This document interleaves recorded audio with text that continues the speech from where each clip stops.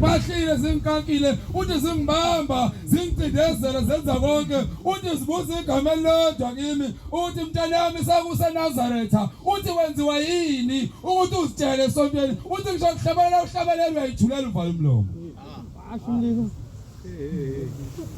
uthi uyazi yini ukuthi umuntu mayehlabelela sikhona thina siyasenzekeni kuye uthi uyayazi inhlanhla uNkulunkulu ayehlise umuntu owathatha umuntu eNazaretha wayomele ethempelele okumangela phakathi afika ahlabelele uthi uyazi yini ukuthi namhlanje na singanesidakeni ngawe ngoba ufuna ukuhlabelela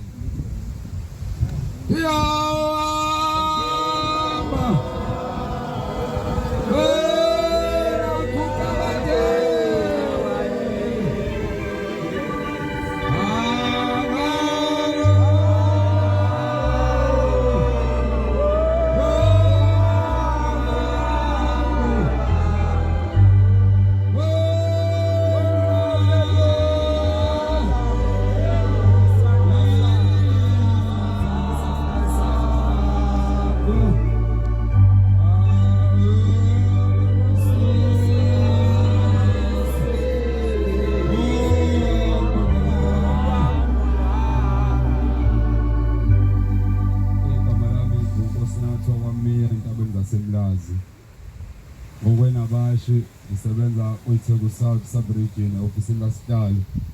ngisebenza nabamshumayelo Hlonga ayibonge Nkosi bantwana benkosi siyaxolisa boba babefundisi benkosi ngoba mangabe sithola lithuba leli elani sinikelele kuumusa ovela kini kwelithuba siyafuna ukulisebenzisa leli thuba sifuna ukunishaya libe nabazali bethu sikhohle ukuthi njengoba sikanabashu into esoyifunda lapha amazwi azophuma emlobeni womntwana womNazaretha indlela yokuhamba womntwana womNazaretha inkulumo mayikhuluma ukuthi kumele akhulume kanjani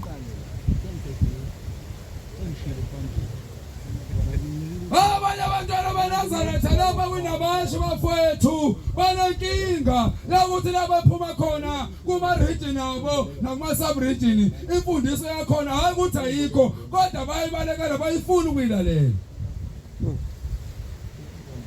abanye bambela kude nayo uma kubizwa inkonzo zakanabashu la khona wonke umuntu asuke yophekwa la suke khona umuntu oyovuthiswa ngokuhamba komntwana lokukholwa abafuni ukuza khona uma bona behamba nabangane entabeni kodwa mase kuyinkonzo amavisiti uthi uyabona umuntu ugijimela umbhobho uzothuka abantu lo muntu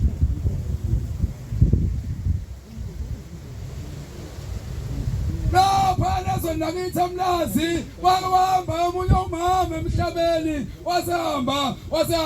wasekukhulunywa wasephuthunwa inkosi yamaNazaretha ulangaphuma sport emasizwe ngobaba basebephuthuma khona basebeyobika enkosini inkosi yamaNazaretha usehambile umama ungokaqela isibongo ithi inkosi yamaNazaretha bantu abami ithi lo mama ukubazi inkonzo yakhe esefungo zonke lezi zenzile engazenzanga emhlabeni ithi bengeke enze ntathu kuphela ithi bozenza zonke ithi ngoba ngibheka mina lapha esandleni sami zintathu kuphela inkonzo alothe kuzo ukuthi uzenzile sasemhlabeni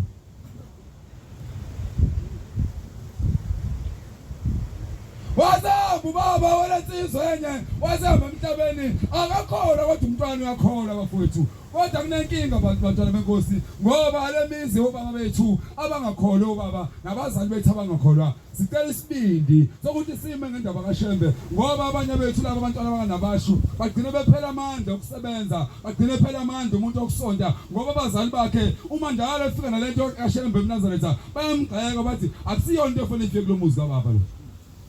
omunye bese yakhathala phela amandla bese hlala phansi yaba sabona sibindi lensizwa sehamba ubaba emhlabeni yasifika kithi sihamba nayo yathi bafowethu ubaba usehambile emhlabeni ithi kodwa ngiphethe mina ekhaya ithi kuphethe ubaba omncane ithi manje ngifuna ukuyozwa ekhaya ukuzongcwathwa kanjani yaba sayihamba lensizwa yasihamba ekhaya yasisibuyisela ucingo yathi bafowethu iyakhala lensizwa ithi lapha ekhaya sasiphumile isinqumo bathi obaba bami ubaba bazongcwaba ngesabatha ngoba abasiwona amaNazaretha uthi ngenza njani mina ngoba ngiyinazaretha ngicela ukubuza bafowethu uthi yina ngizoyenza uthi ngizowuphikisa ngithini ngoba ngiyazalwa ngumntwana omncane uthi ngizothini mina uthi ngishiye phansi noma ngihlale Cela isibindi sokulandela ushayela. Ayibonge Nkosi.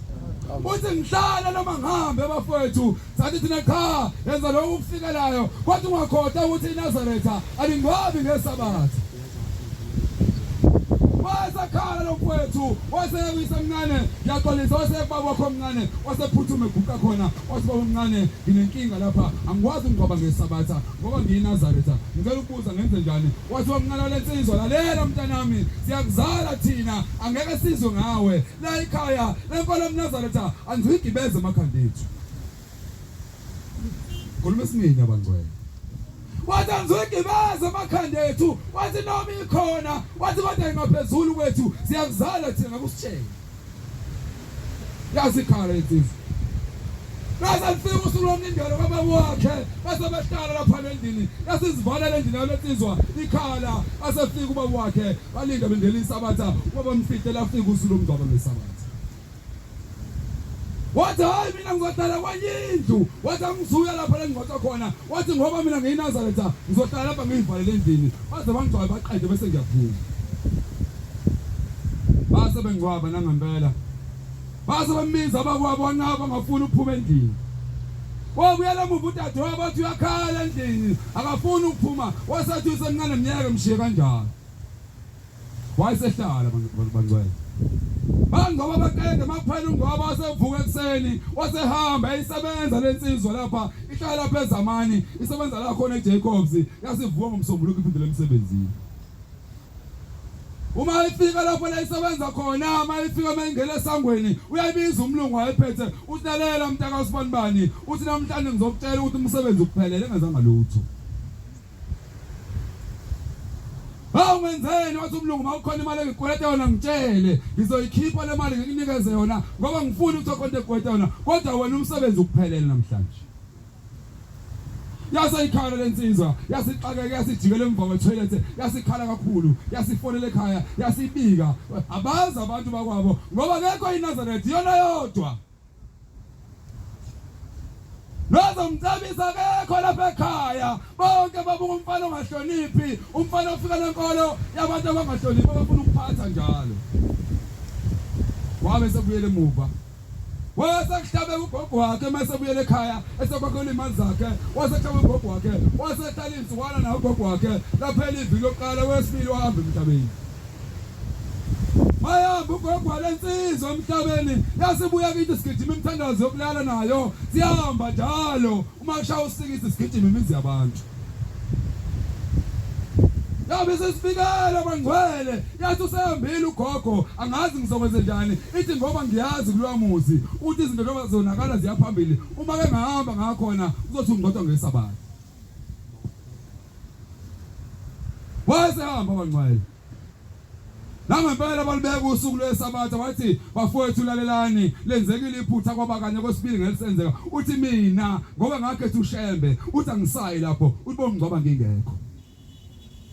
Yabe seyihlala lensizwa yasiba nesibindi yasihamba wayifonela ubamncane ngosuku lomngcwabo waseyithuka kakhulu wasekhuluma amagama amabi kuyo Wathi ngoba lenkolo yakhe ikwenza usigibele emakhanda mfana ayikho into yophinde kulungele emhlabeni Wakhuluma umzali bangcwele Yakhala lensizwa yasibikela washaya usuku lesonto ngivotha izolo yasihamba ekhaya yafika ePositshe yasibuya umndeni ungezwali inhlobo bengayifuna ukuyibona ihambe khona angathi nephunga beqhamuka Yabe sihamba lensizwa yabuyela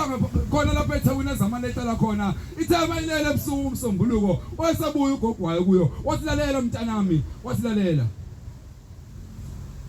Wathi umsebenzi wakho njengoba wahamba nje waqoshwa wena uthi ubaba wakho wadinwa kakhulu wathi ngoba uyalazi iqiniso wenziwa yini umngcwabe ngesabatha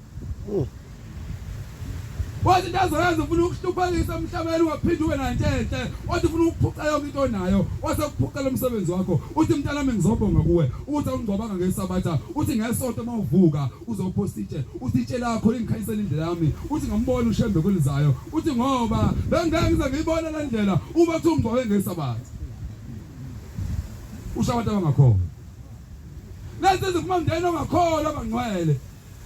Asabonga ugogwayo wathi lalela mntanami phuthuma kusasa vuka yimina usemkhulumeni nobaba wakho ngathi mina ngoba ngicabanga ngesabatha wathi mina ngikhulume nobaba wakho ngathi umsebenzi wakho mina ngicela kubuyisele wona.